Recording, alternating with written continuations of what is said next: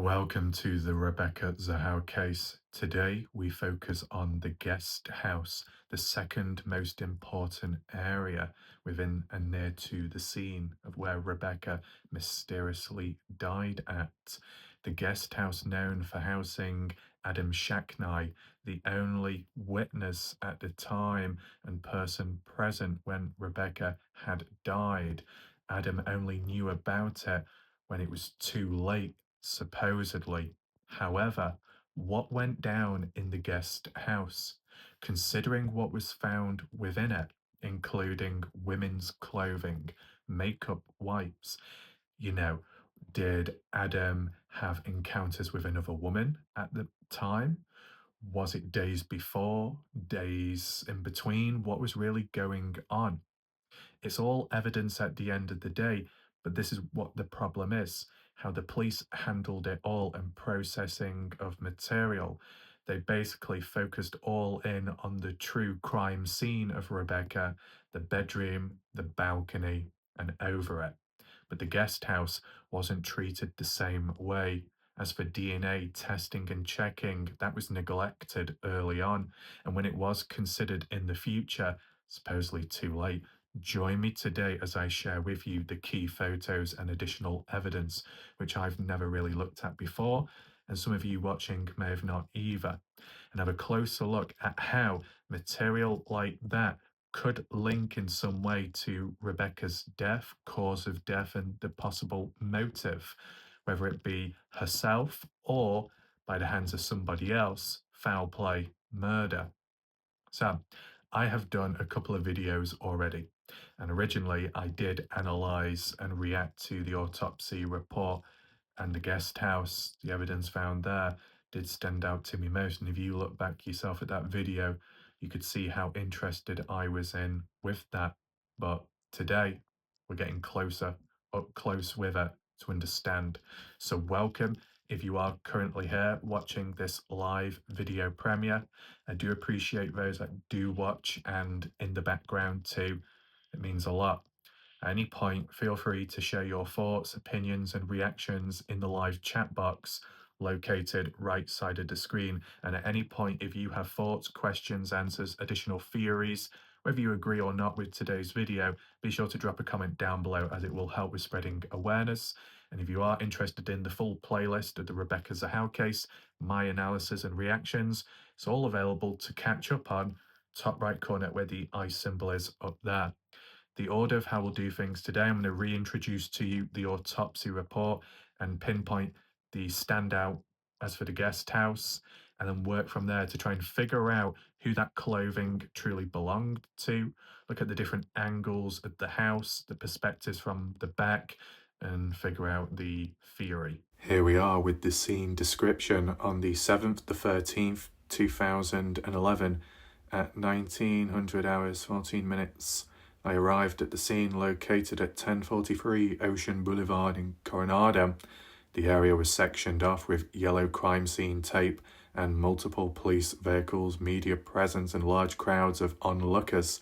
Dr. Lucas and I were escorted to the back of the residence to a courtyard area between the main house and a guest house. And what I've just blanked out there was just because of, YouTube guidelines. It's just in regard to her bedroom, the balcony, and the rope over it with her, or was where she was originally. The main house was a multi-room, multi-bathroom dwelling which appeared clean and organised. What we're about to read in a second is where it gets more important. The guest house. That's the one where Adam was at, the only other person about on site of the property. Got it highlighted in red. The guest house consisted of 2 bedrooms. One of the rooms had a suitcase, and the other room had an unmade bed. A few pieces of women's clothing on the floor, makeup wipes on the dresser, and a glass with a clear liquid on the nightstand. We were escorted upstairs. I noted black painted writing on Rebecca's bedroom door that led into the room and the balcony. A paintbrush with black paint was lying upon the ground. So the reason why this is so important isn't just the material, the evidence that was found away from the scene where the guest house was, but it's the condition, it's the description, the placement of it, I would say. And I want to know your thoughts, of course. So one room had a suitcase. That could well be Adam Shacknai's suitcase, since he flew over to pay the family a visit. More importantly, Max, the younger person that was in the hospital, I think it was 7 or 6 year old, after having that accident with falling downstairs over the banister at Spreckles' mansion.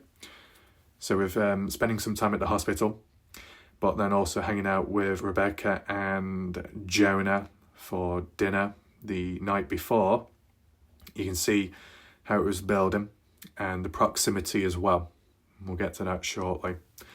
But a few pieces of women's clothing. What clothing exactly then? Because descriptions elsewhere go into a bit more detail, and I'll show you that later. Women's clothing could be a top, it could be a skirt, it could be a t-shirt, it could really be anything, it could be underwear. For it to be on the floor seems a bit messy, does it not? You know, one room has a suitcase which is maybe a little bit organised, because that's Adam, he's got everything all in one place.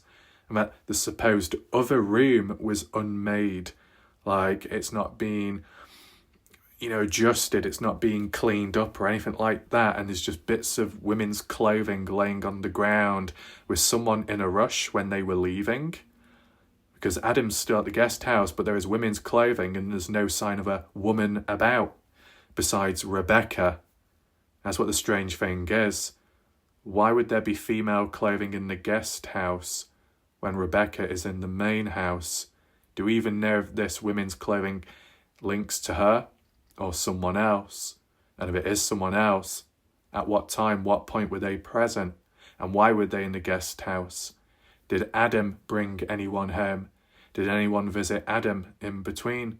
I mean, yes, it was mentioned in the defence and in court that Adam, long-term relationship, loyal to his wife, but, you get the mention of women's clothing in a separate bedroom. It's kind of unusual as to what's going on there. There'd be no reason for it to be Rebecca because she lives and stays in the main house. There'd be no reason to downgrade to a guest house unless you wanted to sleep in a separate bed for other reasons, maybe. The fact that there was makeup wipes on the dresser, I guess that were the makeup wipes already used, as in a person's woke up or returned back from somewhere after partying a night out, wiping all the makeup off. Seems like partially planned and then also a little bit disorganised in messiness, considering it was mentioned that the main house was clean and organised. That links to Rebecca's behaviour and personality, not to consist of OCD, but just being organised and clean. It's a complete stark contrast to this particular room at the guest house. So would that behaviour match Rebecca or would it be someone else? I mean, in fairness, Rebecca's bedroom was a bit of a mess, wasn't it? But under the circumstances leading up to her death, there might be other reasons for that. You got to look at for these abnormalities. If Rebecca normally is an organised individual, likes things clean, tidy and in place, when it's not, it's unlike her. Could it be someone else responsible? And if not that, if she's responsible for that mess, maybe something abnormal was going on for it to change her behaviour, her pattern, her routine. Let's just put it that way. As for the dresser, there was a glass with clear liquid with the nightstand. Clear liquid as in what? Was it just water? Was there any chemicals? Was there any tablets dissolved in that liquid? Anything to do with sleeping at night, taking tablets to help sleep? Is it when waking up in the morning from some kind of hangover? And, how much of that clear liquid was digested? How much of it was filled in the cup? Was there any DNA or lip marks around the cup itself, I wonder? Unfortunately, the autopsy report doesn't go into too much depth about that. That's why I had to look elsewhere. But You can see there's stuff going on, activity elsewhere besides Rebecca's bedroom.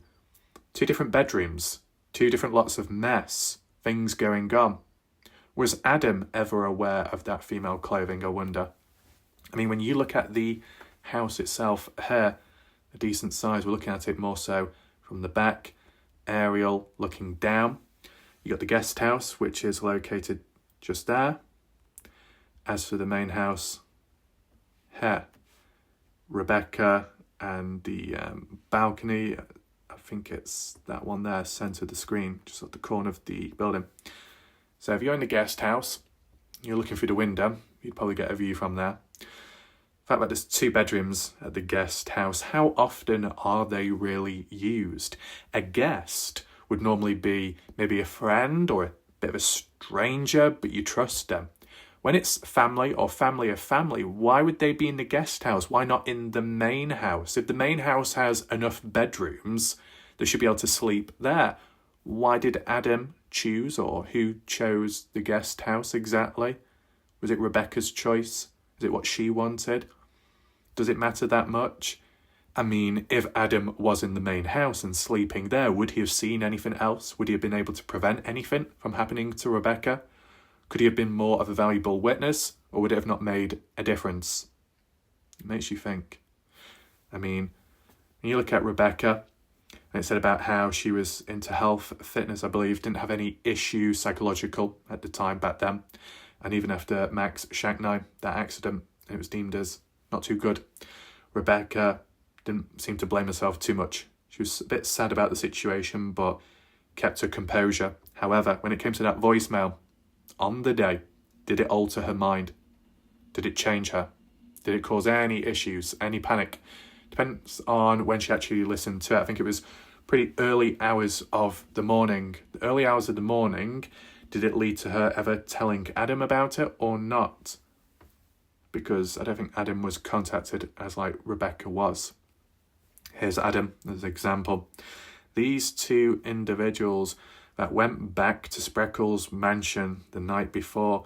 So you see the date here, the 7th to 13th, on the 12th, the night of the 12th, at about, 2000 hours onwards. They're already back at the house. Around 2000 hours is when Adam last saw Rebecca before retreating back to the guest house. And it was, I believe, 21:30 when the sister to Rebecca, the 14-year-old sister, had done a call with Rebecca. Take in mind, the sister was at this house days before. That's worth taking into consideration with Rebecca. As for Adam, days before, he wasn't. He only came over because of Max Shacknai and that accident gone wrong.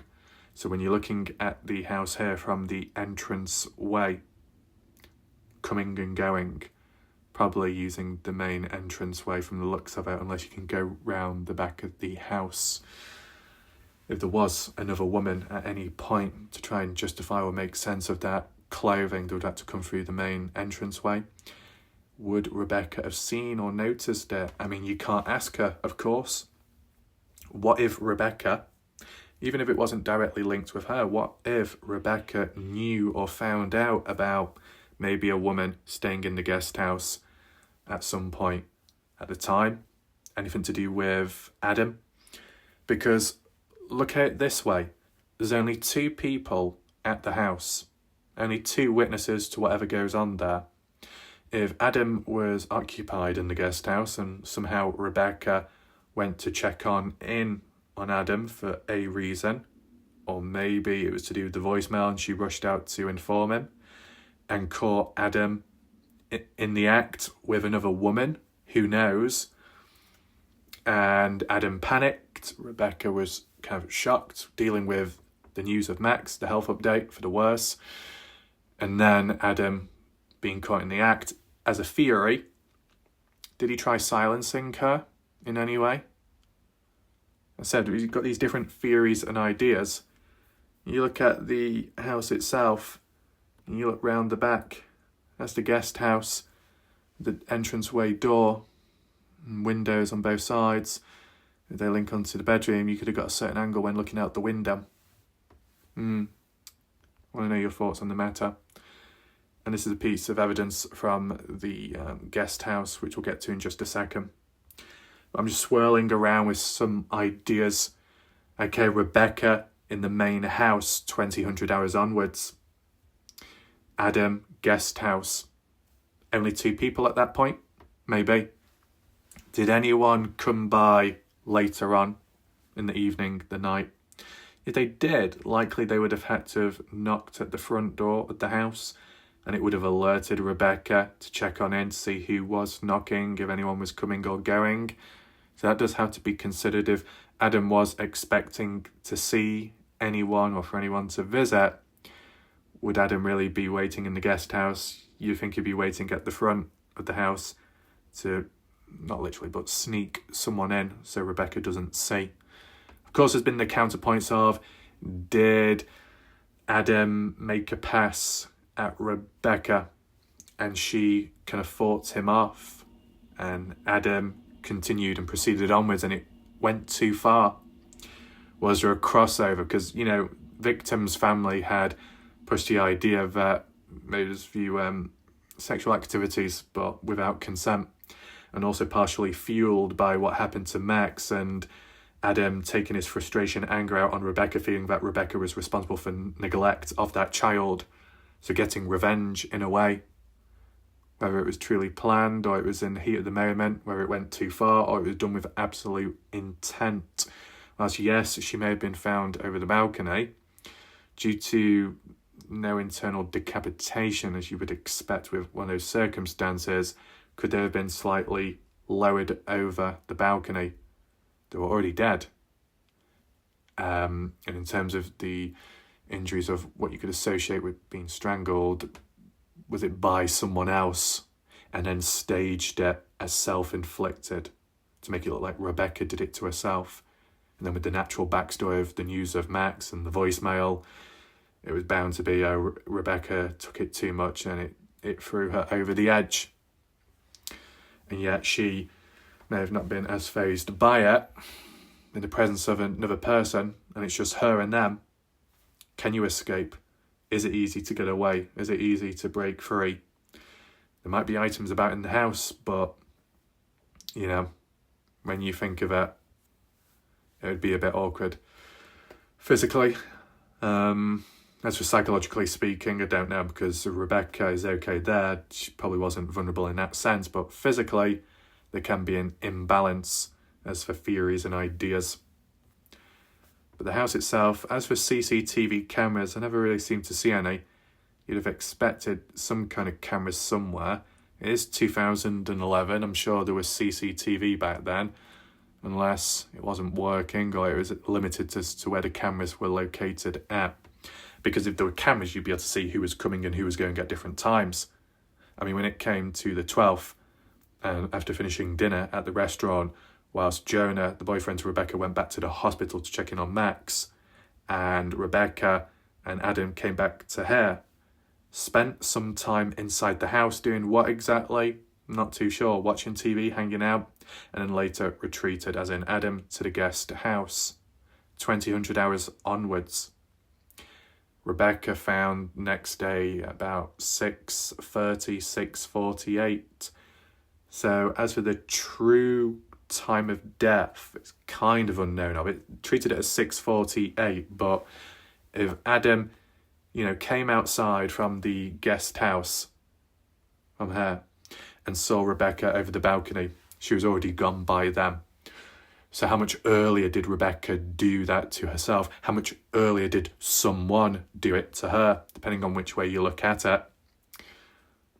I mean, it's got to be after the voicemail, at least, when that was sent.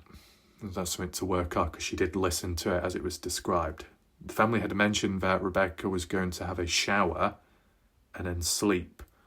But I don't know if that means as in, on the night or the morning time. I'm not too sure what she had planned for that day. Maybe she would have called by at the hospital later on in the day if she wasn't busy or working. Is that to take into consideration? I mean, the courtyard is fairly small, noise could travel. It depends what happened to Rebecca. Was it on the balcony? Was it inside of her bedroom or across multiple rooms in the house? At the balcony, the doors were closed. The windows, doors close to the guest house where the noise would be muffled. You wouldn't be able to hear as much, like if there was any screams, if there was any struggles, any fighting, and vice versa. If anything was going on in the guest house, any fun, any secret activity, if there was another woman present, you know.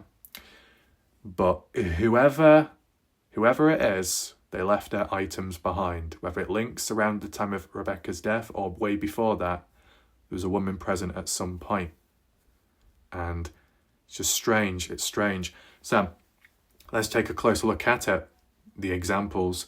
In the guest house, specifically the guest apartment where Adam Shacknai was staying, investigators discovered the following clothing-related evidence. Women's underwear. The discovery, a pair of female panties were found in a trash can inside the guest apartment. Court context. This was formally documented as items 20 and 21 in Trial Exhibit 855 during the wrongful death civil trial. DNA findings, when finally tested years after the initial investigation, the DNA on the underwear did not match Rebecca Zahau and did not match Adam Shacknai either. I mean, would you be surprised if it didn't match Adam? Would Adam be wearing panties? Maybe not. You might get some males that wear panties and lace underwear, but not in this case. But beside that, as for any other known person in the case, it did not link to them. But is that because the DNA had been worn with time? It's being cross-contaminated with time as well, and how it's being handled? Is that why it didn't match Rebecca or Adam or anyone else known of? So if it's of another person, an unknown individual, then who is it? Because there might have been some counterpoints made that maybe it links back to the sister to Rebecca. That was an original partial point when the sister was visiting Rebecca days before and at the time of Max's accident at the house. 14 years of age, teenager, not a woman at that point, not developed adult. And considering that when you look at the report here, it says women's clothing. Now, I'm sure women's clothing can technically apply to people under the age of 18, right? But it's like when you get boys' clothing and men's clothing. Sometimes younger people can be taller, so they've got to wear men's clothing. Sometimes they might be on a slightly different frame or size, so they've got to wear more grown-up clothing, as in the size and the descriptions of it. There are exceptions there, of course. But if you think about it, if the sister to Rebecca was in the guest house, 14 years of age, why would she be subjected to that location? When it's family, Rebecca's family, Rebecca's sister, you would think that she would welcome her in open arms and let her stay in the main house, the main house. Because I'm sure there's more than one bedroom, more than one room where they could stay. A guest house is like for people that you know of but aren't as close to, or if you had lots of people staying, visiting, and it overflows into the back courtyard, that would make sense. But when it's your sister, someone you look up to, someone you care for, someone you look out for and think a lot about and close to emotionally, Rebecca and her sister, you'd think they'd be staying in the same building, close together. The sister, only 14 years old at the time, there is still a level of care and looking out for her. And that's probably what Rebecca would do. So, with that being in mind, and even like when Max had his accident and went over the banister and down the stairs, hitting the ground, both Rebecca and the sister was in the house at that time. So that kind of shows out where they were living and staying at that moment. So whilst the sister was there for a few days before Adam came, likely the sister was staying and living inside of the main house, the building, not the guest house. So if by any chance the sister left any clothing behind, it wouldn't be in the guest house, would it? It would be in the main house. So who else could it be as for clothing? And considering that Rebecca is quite organised and keeps things possibly clean, tidy, any mess or any clothing left behind inside of the house, Rebecca probably would have kept an eye out for that and made sure and even asked the sister, do you have everything that you need before I take you back to the airport? Are you sure you got everything? And they probably would have said, yeah. So as to that other women's clothing, likely it seems like it belongs to another person, but who else could it be? There were some suggestions online where they were applying it to Adam. That it could have been Adam's daughter at some point. How old's the daughter? Would they have to stay in a guest house or wouldn't they be welcomed in the main house? Maybe it depends on the situation. But if that was the case, if it was Adam's daughter at the guest house at some point, how old's the daughter? And it's described as women's clothing and panties and makeup wipes. Is it of the correct age to align with that, just out of curiosity?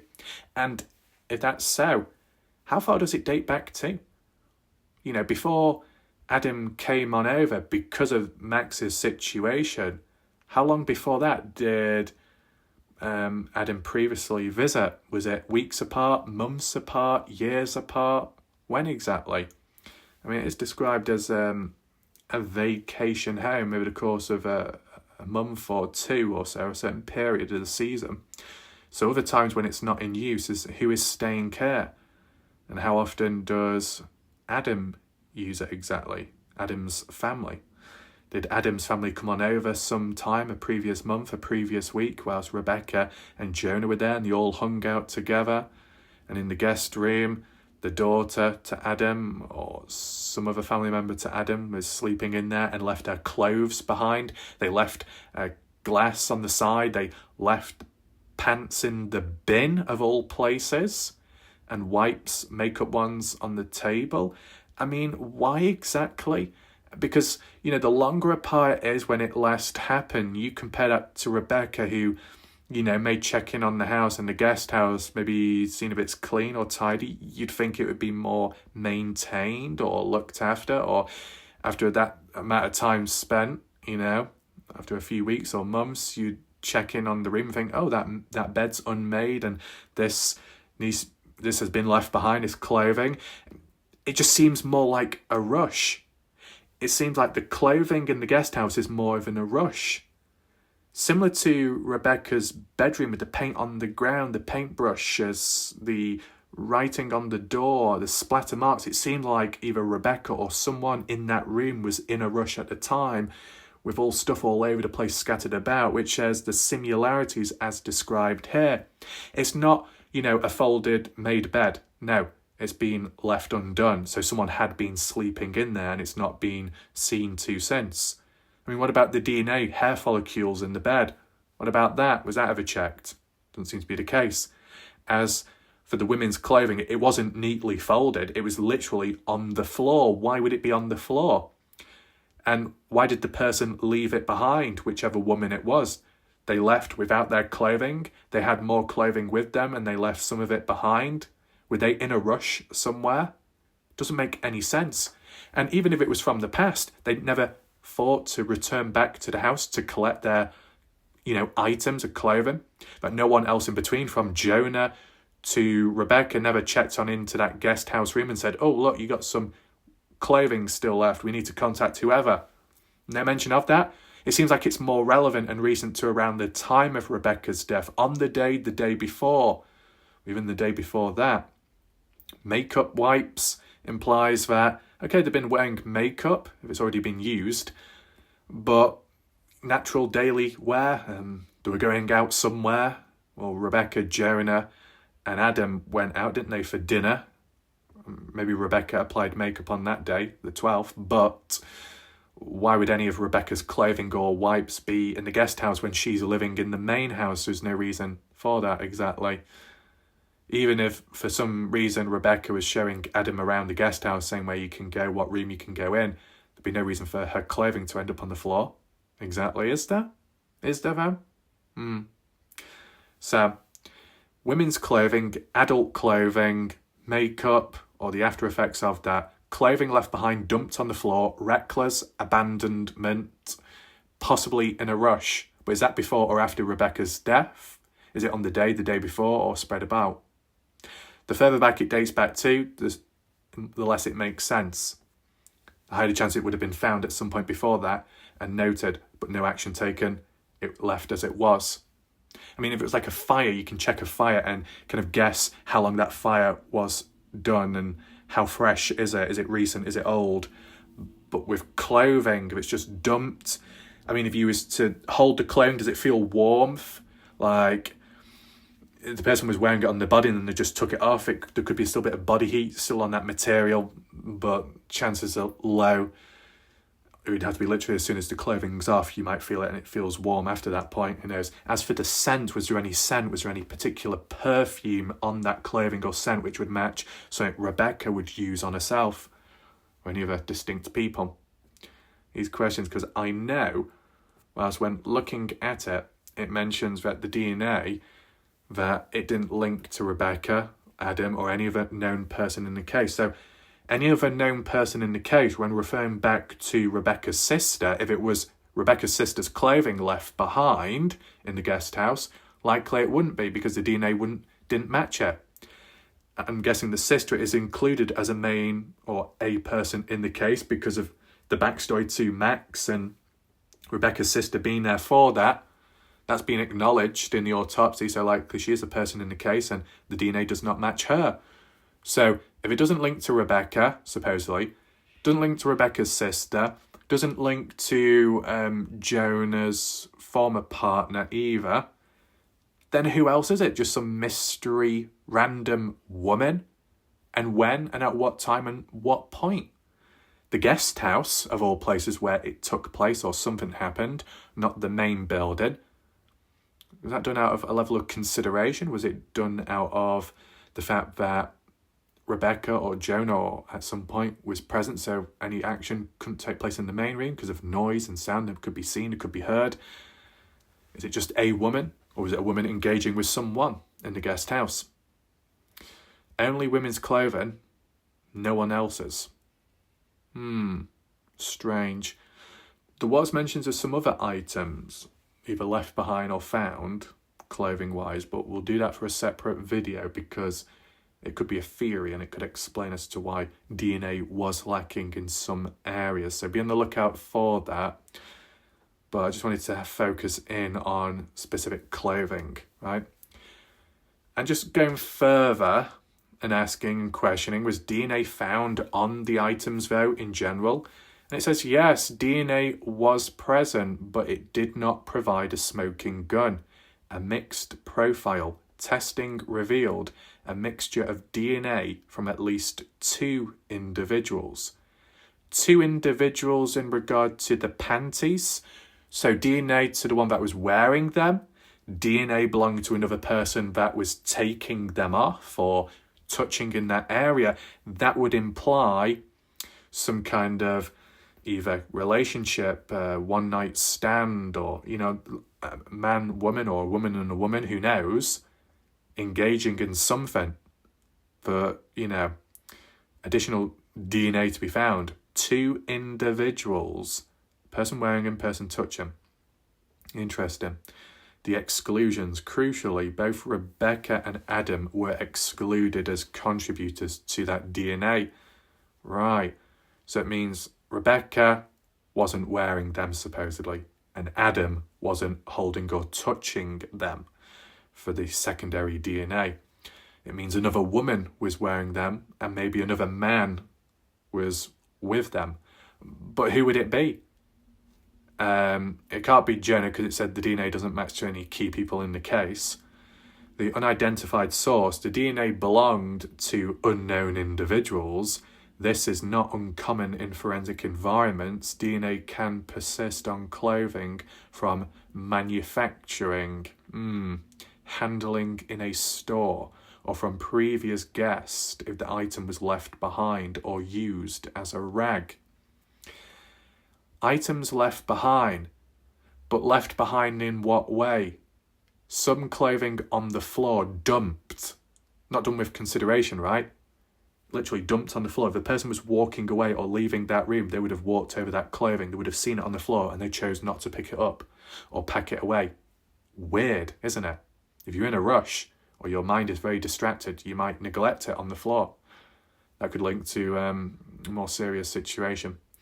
In regard to manufacturing and handling store like it's something brand new and it's not being passed or used around much, I find that hard to believe. I mean, didn't mention about any like tags or labels still attached to the clothing either. Like there's makeup wipes on the side. Seems like there's a handful of clothing activity going on, as in declothing or getting ready, prepared to go out somewhere. So, if it's new clothing being worn for the first time, it just seems like there's more going on, in a way.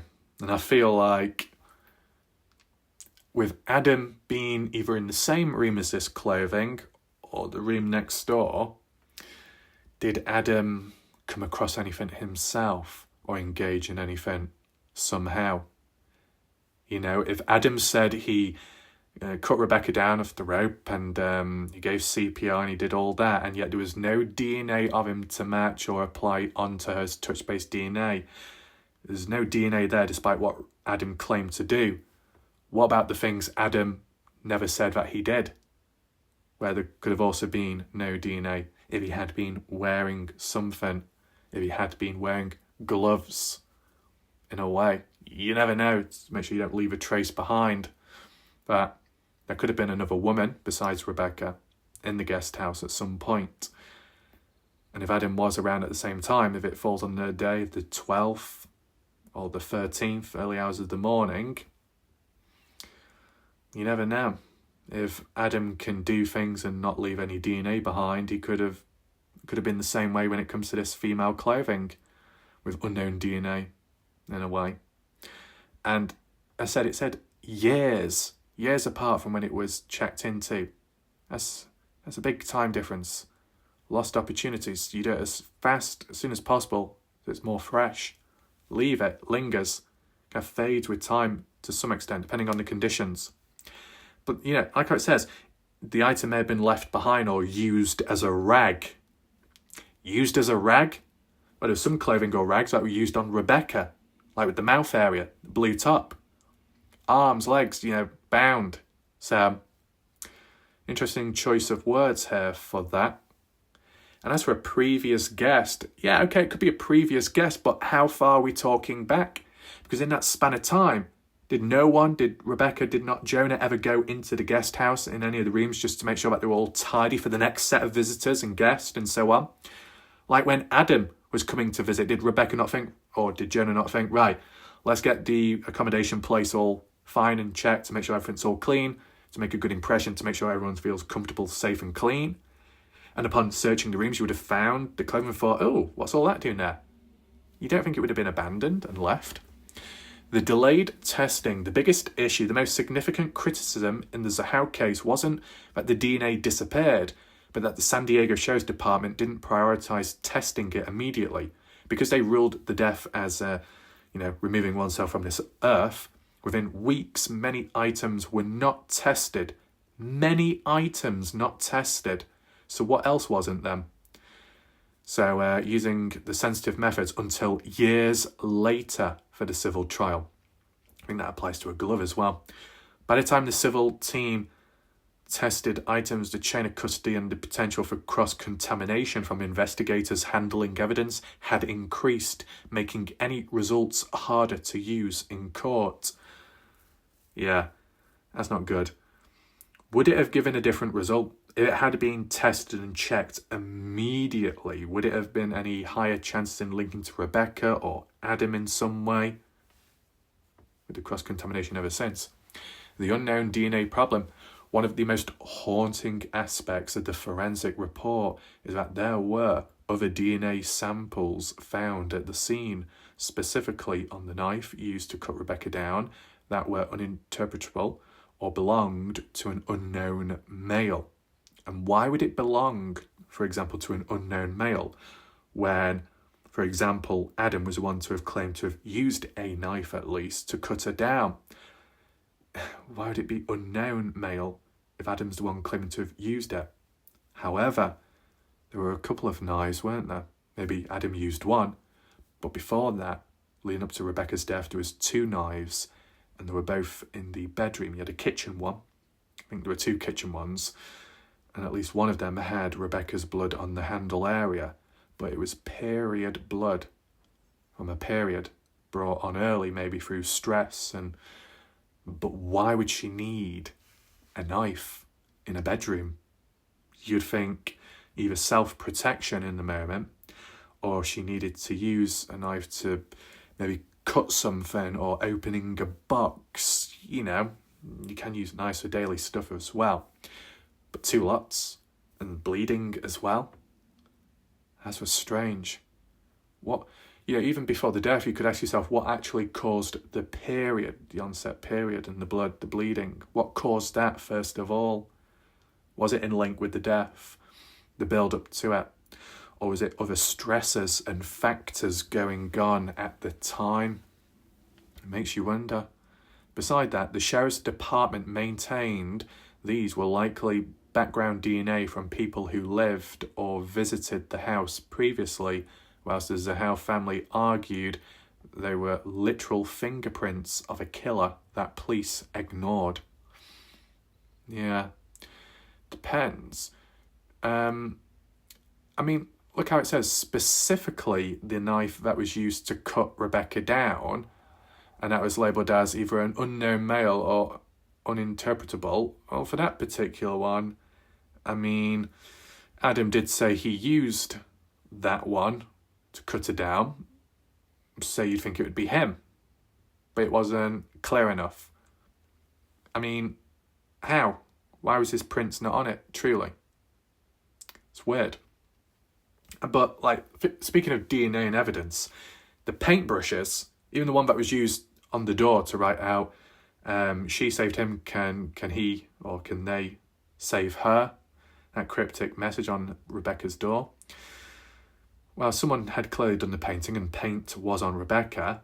The only print of Rebecca's was just on the cap of the paint, the little squirty paint. No DNA of her on the paintbrush, but someone must have used it in order to write on the door. So is there a pattern, as in certain items which have been used or found in places and DNA does not link on it or show any or resemble anyone, but they were obviously used all by the same person then? It makes you wonder, in a way. Now, this is the example, this is a key piece of evidence 20. So this is like rubbish bin, basket, guest house, bedroom, panties dumped in there. To have a bin and to dump your panties in there, it's like you're discarding them. Unless it was a basket for gathering up washing, clothing that needed to be cleaned, fair enough. But if it's literally a bin and that's what it was used for, anything that's in there is discarded. So if you've got paper, you've got litter, you've got a bit of rubbish, you're throwing it in there because you have no purpose on using, reusing or recycling in that sense. If you chuck clothing in there, you're pretty much saying goodbye to it. You're waving goodbye, you're getting rid of it. Is it possible that Rebecca or someone at the time had, before her death, noticed there was female clothing and wondered why, and then decided just chuck it aside or put it in the makeshift bin temporarily? It could be the case. But considering that the autopsy report stated that there was clothing, more than one piece, whilst the panties were in a bin, other clothing was outright on the floor. So who made the choice to think, right, we'll put the underwear in the bin, discard that, but as for the other female clothing, women's clothing, we'll just leave it as it is? What was going through the mind of whoever to just leave clothing about as it was? If you're forgetful, if you're in a rush, if you're in a panic, your mind is elsewhere, you might make mistakes, you might neglect things. But when it comes to clothing, you'd expect the clothing that was left behind would be secondary. As in, the person who's leaving, coming or going, already has clothing on, and they left their spare clothing behind. But under the circumstance of it being spread out, sprawled, some in the bin, it just seems a bit of a rush, discarded, left behind, no intention of collecting it, no intention of coming back for it either. That's what I mean. If it was by a guest, If it was by anyone previous in the past, why did they never return back to the house to collect their items? Or did they? Did they return back to collect the items on the day of Rebecca's death, or in the process of Rebecca, and they either witnessed something or they were involved, an unknown person? Makes you think. I don't know what that white thing is. Tissue. It could be one of the makeup wipes, possibly. Some wipes on the table or dresser, and then the other wipes, odd one, in this basket. Interesting. I mean, zooming in there, not to analyse too much, the underwear appears to be somewhat clean, but can't really tell. It looks like it's the outside of the clothing.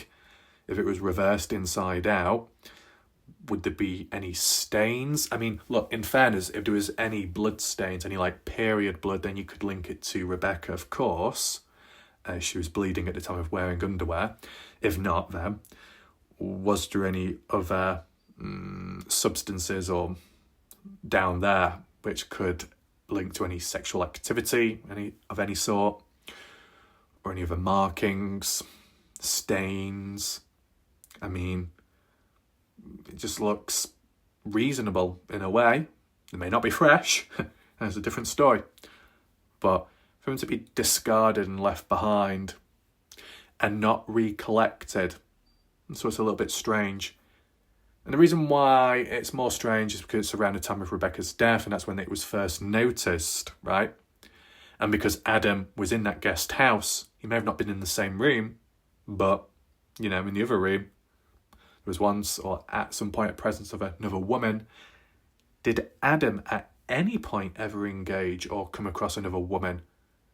You could go away on business, you could go away to a guest house, you could, slip aside from daily, regular life and spend that time in peace or with other people. Is it possible, even if it's not quite strong enough, is it possible that Rebecca did walk in on something taking place and she was silenced, and then the person responsible staged it as something else, as in self-inflicted, even though it wasn't? Makes you wonder. I mean, the victim's family felt that Adam was responsible in a way. Even if the person's innocent, when you look at it, the fact that it's just Rebecca and Adam and no one else about, who else could be a witness? I mean, it was described as there was a woman neighbour early hours of the morning who was out and about, heard screaming, but it turned out to be from kids messing about nearby and not Rebecca. But depending on the timing of it, it would be a bit of a strange coincidence if it was close together. I mean, considering that Rebecca was found gagged, were they gagged when they went over the balcony at that point, or were they gagged before they even went over it to stop them from screaming or shouting? I mean, when it came to the paint on the door, and when it came to on the floor, the paint, and how a certain rope was attached, was that before or after she was gagged, done to herself, done by another person? It just seems a bit too far-fetched to be doing it all by yourself. And I think most of the time when a person does it self-inflicted to remove themselves from this world, they just simply get the material, wrap it round, and then do it. They wouldn't go to the great lengths of binding themselves or closing the mouth to ensure no noises. And out of everywhere it was done, the balcony. Why not the staircase? Because of the drop and height from there. If there was any grief or any worry or any mind and thoughts playing on oneself, sometimes where you might end things is where the problem started. If that started with Max's accident, that would be the staircase, the landing area, and the drop to the ground, which would be great enough to maybe tie rope around a banister and go over that. But in fairness, maybe the strength of it wouldn't work the same. It's just that when you look at it from this angle, I believe that this building down here was like a caretaker's building. if there was like a caretaker's lodge, the person that looks after the building, the general area, well then that's even more interesting and telling. Were they there at the time? Likely not. But if they come and go to maintain the landscape, the house, cleaning it themselves or the backyard, even if it's the guest house, which you see back there, the guest house, windows round the back, it seems to connect on, possibly, the guest house and the caretaker's building. Well then, if it's a previous guest, a previous woman that was staying there and left her clothing behind and panties, why didn't the caretaker in between ever go there to collect the clothes up, round it up, get a bit clean? Because, you know, if you're going somewhere, whether it be a B&B, a hotel, a motel, there was previous guests there day before, weeks before. You go inside that bedroom, you find women's clothing on the floor, you find some underpants in a bin. Do you really want to be staying in there? Do you really want to be sleeping on that bed, knowing what may have happened very recent? Or if it's been neglected and it's been abandoned for a certain length of time, shows it's not being cared or looked after the room. It's not fresh, it's not comfortable, it feels a bit dirty. You know what I'm saying? So it makes me think, if certain clothing and items weren't moved or taken or collected, recollected, moved on, and they were just left and dumped, more recent, and maybe more around the time of Rebecca's outcome. That's what I'm thinking. I mean, okay, you got blind spots, but the house on the left, which has a balcony, I don't know if it shows on screen, the balcony there. The trees, the vegetation may have acted as a blind spot. But if you're on that balcony on the left, you'd be facing directly the balcony highlighted there where Rebecca went over. That's what's kind of creepy. But of course, if there was true CCTV cameras in the courtyard, for example, you'd get an idea of how the person went over. It's crazy that, isn't it? Because nowadays, a lot more people do have cameras, and especially when you've got more posh, more expensive buildings and houses, use it for security reasons, insurance reasons, personal protection, safety. If that was nowadays and the cameras were there, would we be dealing with a different question of, oh, the cameras weren't working, the CCTV was turned off, the cameras were broken, so we can't use them. Well, that's how it appears in the Presgrove case as of 2023 onwards. That's worth taking in mind. I mean, can we actually see any cameras? Probably hard to tell from here. I might do a separate video on that, depending. There'll be answers, of course. But not all key details were mentioned in the autopsy, but they were mentioned elsewhere when you Google it. Even some of the crime scene photos from different angles and perspectives, which I didn't see originally, but have now seen since. Out of all the places it happened with Rebecca, inflicted upon themselves or by the hands of someone else, the balcony, Rebecca's bedroom.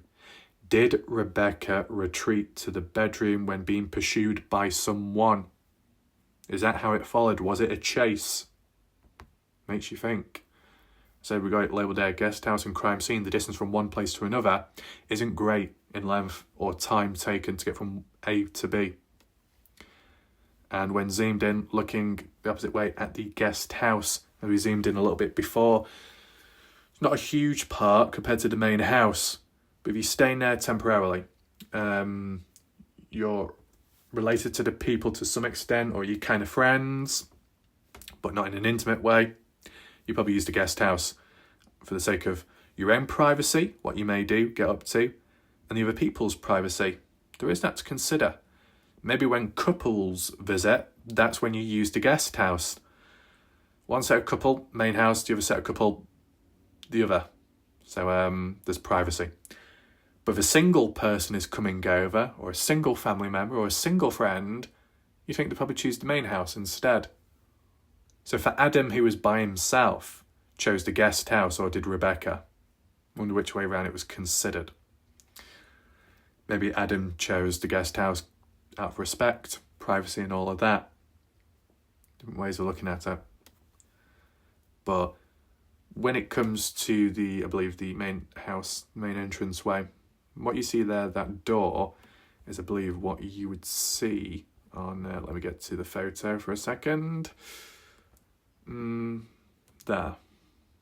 When you go through, you're greeted with the landing area and the staircase. With that being said, with that being more on the front, if anything happened round the back, interesting. Like when I said about a chase, you go up those stairs and eventually go to Rebecca's bedroom. I can't remember which one it would be from here as for the blueprints and plan. But if I was to link it to a theory that you have women's clothing unknown of in the guest house in one of the rooms and Adam's in the other, if by any chance Adam was with another woman or has been previously, and that clothing, the remnants were left behind, if Rebecca Zahau at some point late on the 12th or early hours of the 13th, the 7th, 2011, had come on down the stairs from her bedroom for some reason to check in on Adam, and upon doing so either caught Adam in the act with a person or somehow found out or figured out Adam had been with a person at this location, used it as a retreat if there was some secret affair going on, and Rebecca was like, oh, I'm going to spread the news, or I'm going to tell on you, or implied through body language, tried walking away, running away, retreating to the house, and did Adam get angry or enraged and pursued her, followed her? Let's just return back to the visual sense here. Rebecca may have been in her bedroom. What would have caused her, though, to come out, cover that distance, to come out maybe under the porchway there, to go to the guest house down here, knock on the door? Did she knock on the door? Did she just go straight inside and one of the rooms there or there came across Adam? I mean, possible motive, possible, which can cross over to Rebecca finding out a hidden secret with Adam and Adam silencing her in the moment, and or linking in with the news of Max and that voicemail. With it being early hours, the voicemail, I think it might have been past midnight, 00:59, was it 12:59 a.m.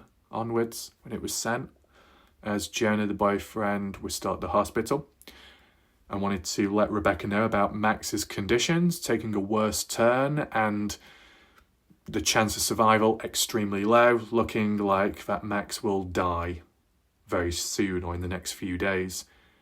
It was said that Rebecca did listen to that voicemail. Did it panic her? Did it mentally scare her? Who knows? Did it bring on the period itself, the stress? May have played a contributing role. I don't think Adam received a voicemail or call from Jonah. So maybe Jonah told Rebecca, because they've been close emotionally, and hoped that Rebecca would then pass the message on to Adam. If that was the case, Rebecca may be coming from either the kitchen area, coming from a bedroom, so she's coming down the stairs. That's the front door, what you see down there, going around the back of the house to exit the patio area, coming across the courtyard pathway. Whether she was wearing shoes, slippers or not at the time, who knows? If she was in a rush, if she was panicked, worried, scared, sad because of the news of Max playing on her mind, might be neglectful of some stuff. Reaching the guest house, either banging, knocking on the door, whether it was locked or not, maybe it could be unlocked, but the rooms to the bedrooms could have been locked for privacy, who knows, depending on how Rebecca accessed. If it was banging on the door, may have woke Adam up or got inside, rushed in and caught Adam doing something he wasn't supposed to, and that's what links to the women's clothing, who knows. I mean, we'll just use it as an example. That type of clothing, for example, walked in on that or something similar, or she went in one of the rooms, noticed a female clothing and thought, oh, what's going on here? And then went into the other room and came across Adam. And whilst telling Adam the news of Max, at the same time or in the process, put one and one together and figured out that maybe Adam was seeing someone else or had done previously. So in that moment, Adam could be angry and frustrated because of what's happened to Max, and then thinking or linking it back to Rebecca being neglectful of Max and responsible for that, taking his frustrations and anger out on her, which could have led to her death, but also paired with a possible motive as a theory that if Rebecca found out or knew of Adam doing something and that women's clothing linked to some kind of an affair going on, did it cause Adam to try and silence her? One of two things, or both. If Rebecca was disgusted or scared, worried, wasn't sure what to do, did she rush out of the guest house? I wonder. Did she go running out of the guest house, running across the courtyard as Adam chased after her? It said that Rebecca had dirty feet. Now, that could be from the balcony being dirty and not being cleaned after some time, or it could be from going across the courtyard if she wasn't wearing any shoes when first telling Adam the news of Max's condition. If she was in a rush in the first place and she was scared, worried, panicked, she's not quite thinking straight. And then if it did escalate from there and she's running back to the main house to get protection and safety, and if Adam was pursuing her aggressively or somewhat calmly, depending on the pace, she could have run across from there, across the pathway into that house, and Adam following just after. Then Rebecca running around the house. I guess for the knives to be present in Rebecca's bedroom, they would have come from the kitchen. So, is it possible that Rebecca had ran into one of the main rooms, living room, kitchens to maybe grab a phone, make a call? I don't know. I mean, the safest option could have been just to outright exit the house and run to a nearby neighbour. But if you're not quite thinking in the moment and the person's pursuing you quite close behind, who knows, may have not been time. Run to make a call for help, but Adam gets too close, phone put down, or no time to make a call. Going to the kitchen, grabbing 2 lots of knives, if that's what Rebecca did, and holding them, or grabbing them, then running to her bedroom upstairs, going up the stairs here with knives in her hand, if she had anything else with her, rushing up the stairs, rushing to her bedroom, slamming the door shut maybe, and waiting or hiding. Who knows, as Adam slowly follows up the staircase, reaching Rebecca's door. Any sign of damage to the door? Don't think so. Barging through. The thing is, for knives to be in the bedroom, at least, they came from downstairs. And they likely would have been taken at the time of when there might have been some tension, possibly. As for paint and other items scattered about in the bedroom, that could have been afterwards. And I don't think the writing on the paint on the door would have happened at the time of when Adam and if Rebecca were having some kind of altercation. And the victim's family suggested that there was some altercation, physicality, and maybe sexually as well. But that's another way of looking at it. If Adam made a pass at Rebecca and Rebecca rejected it, and Adam took it the wrong way and reacted badly, that's another one. But my way of looking at it, as in guest house, seeing something, finding out about something you're not supposed to, Adam silencing you, because if Adam has a long-term relationship, he doesn't want anyone to find out about it, especially his wife and kids. So as Rebecca retreats back to her house main room with items for self-defense, the stress on a period, dealing with the news of Max, a lot of tension, anxiety, bleeding out, blood getting onto the knife handle, maybe because she checked down below to think, oh no, I'm bleeding, and she had blood on her in that sense. And then what? Adam comes on into the room and is tussling, there's fighting, who knows.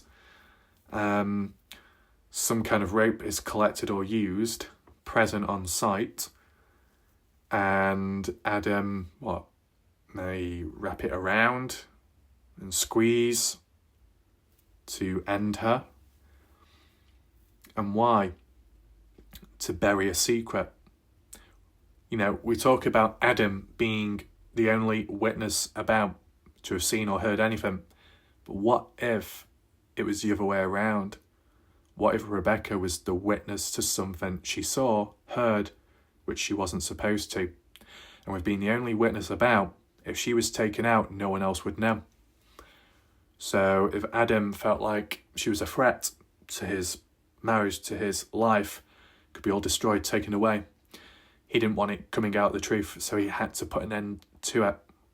He had to murder Rebecca. That's a theory, okay?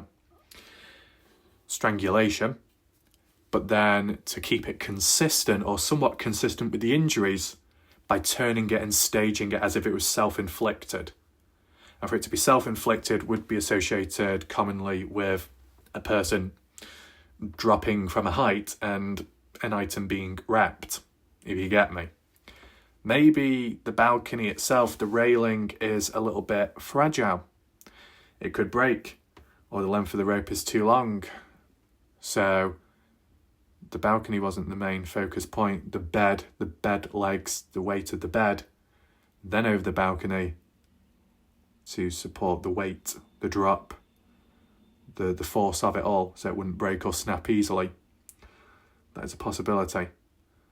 As for the staircase, let's just say Rebecca did it to herself, or if someone else did, why was the rope not wrapped around railing or banister and then a person climbed over and dropped that way? Why was that not done? Is it because the banister isn't as stable, but if you go over it and then you pull, the whole banister will break, so it just doesn't work? Yeah. And if it didn't work how it was meant to, it probably wouldn't end the person either.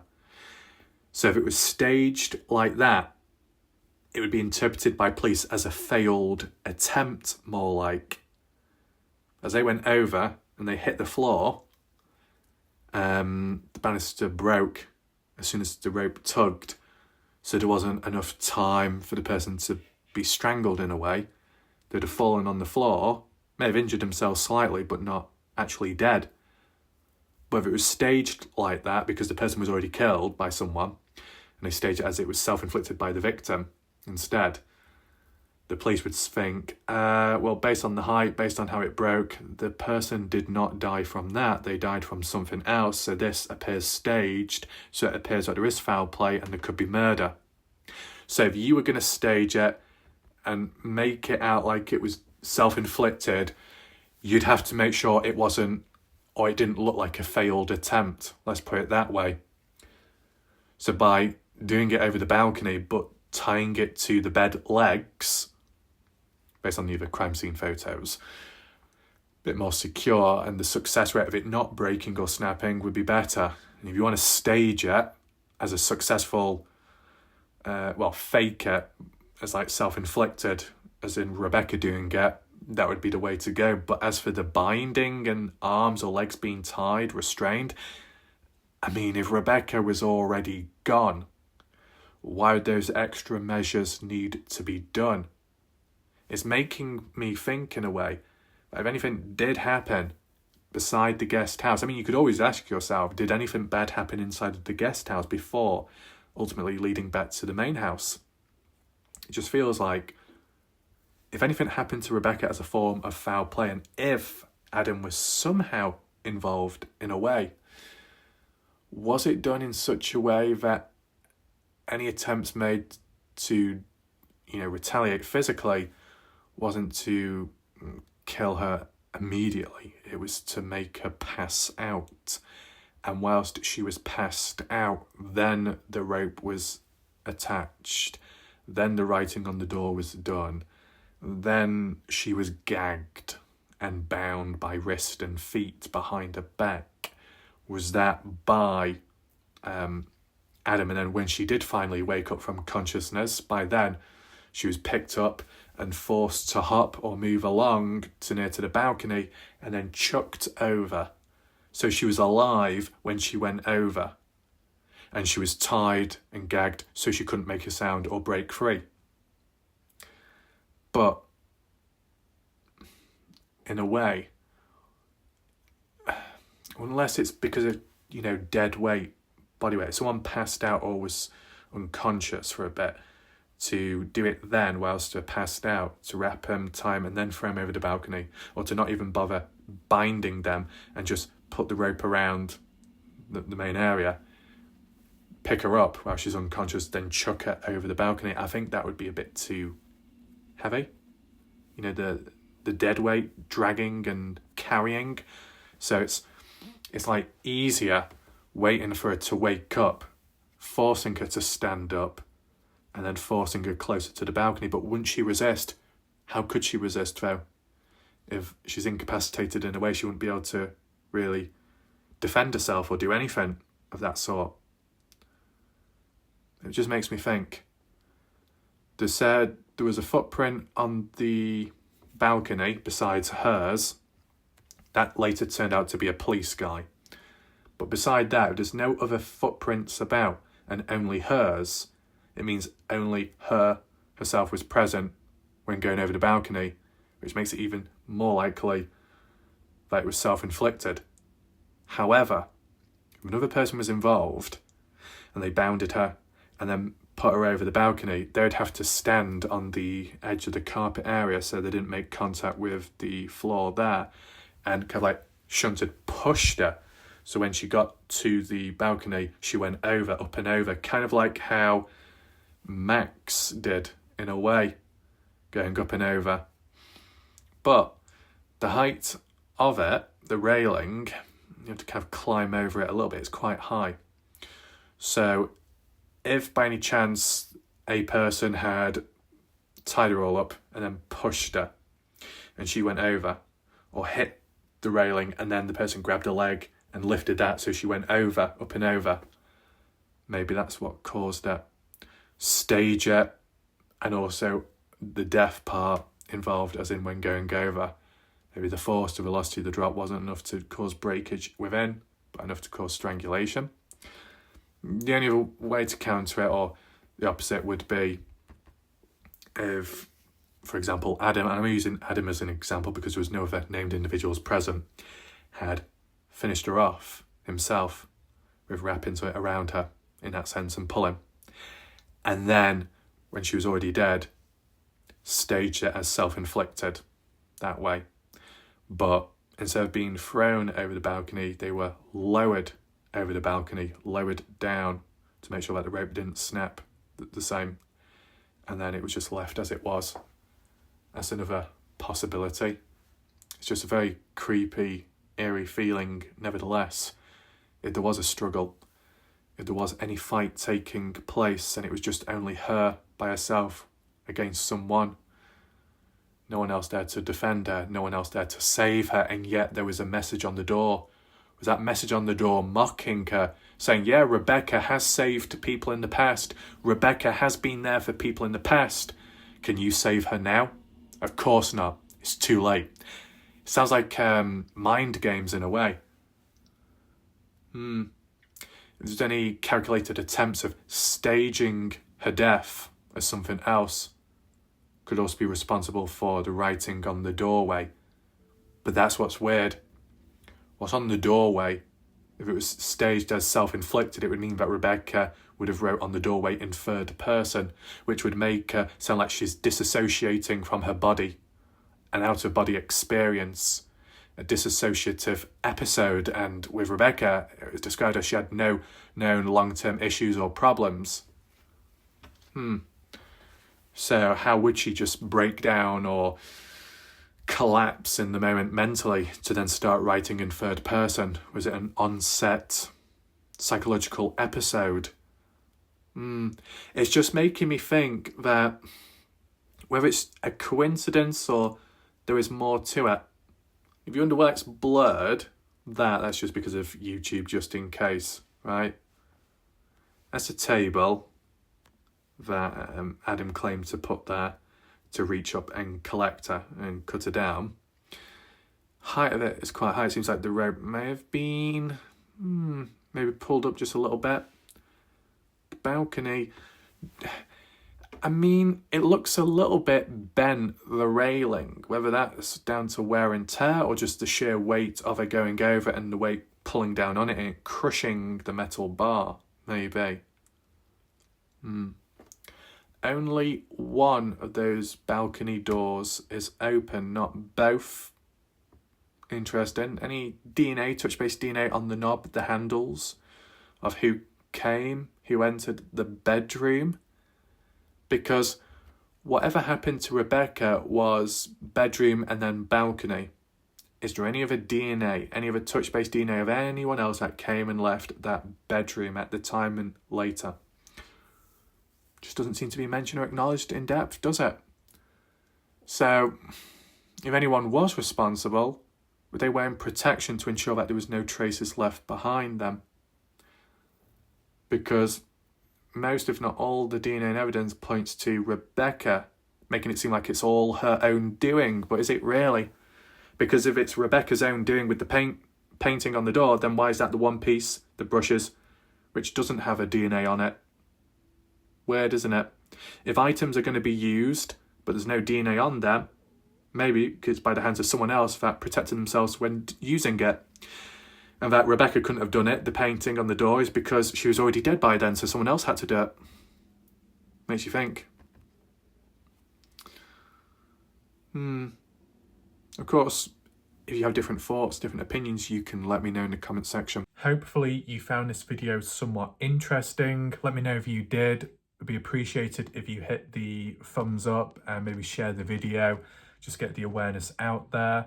You know, these smaller bits of evidence are just as important. It seems like there might have been a little bit more consideration taken at the actual crime scene, but the secondary areas are just as important, whether that be an area associated with a person of interest, whether Rebecca was coming and going from across the courtyard at any point or time. It's worth considering. And the theories of, did Rebecca see or walk in on something she wasn't supposed to, and Adam may have silenced her? Did Rebecca just come on over to let Adam know about the voicemail and things backfired? I mean, I don't know if I'll do a separate video on that because it might be a bit of an overlap, but I could just do a separate video, give my additional thoughts on it and the psychological impact it can have. All I'll say is the circumstances of what happened to Rebecca and the location, the act of going up and over and dropping is similar to what happened to Max, going up over the banister and then dropping from a height. Similar with Rebecca.